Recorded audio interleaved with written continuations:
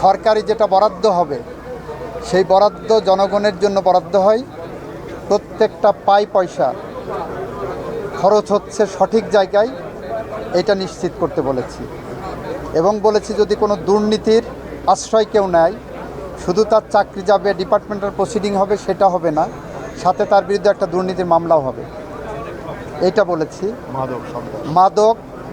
মাদকের ব্যাপারে zero tolerance, সন্ত্রাস, রাজনৈতিক দুর্বৃত্তায়ন, সামাজিক হানাহানি, মারামারি, সমস্ত কিছু নিরপেক্ষভাবে ব্যবস্থা নেওয়ার জন্য প্রশাসনকে আমরা নির্দেশ দিয়েছি।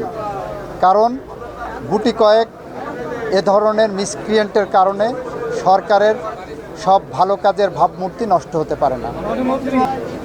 মাননীয় মন্ত্রী ওই বিএনপি গভর্নমেন্ট ফর্ম করার পরে বিভিন্ন মহল থেকে যারা ফ্যাসিবাদের সাথে যুক্ত তাদেরকে মুক্ত করার জন্য এবং তাদের পক্ষে কথা বলার জন্য একটা মহল সোচ্চার রয়েছে। এই সম্পর্কে এই সরকারের অবস্থান। সরকার জনমতগুলোকে দেখছেন এবং সরকার আইনসঙ্গতভাবে ফ্যাসিস্টদের বিচার করতে বদ্ধপরিকর।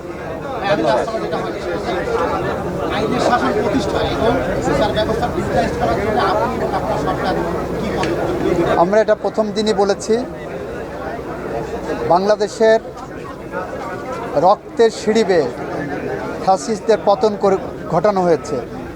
বাংলাদেশ গণতান্ত্রিক অগ্রযাত্রায় মহাসড়কে উঠেছে।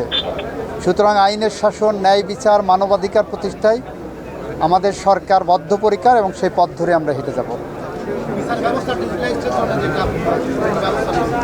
এটাও ইন্টারনাল ডেভেলপমেন্টের ব্যাপার চলবে। Thank you. Thank you.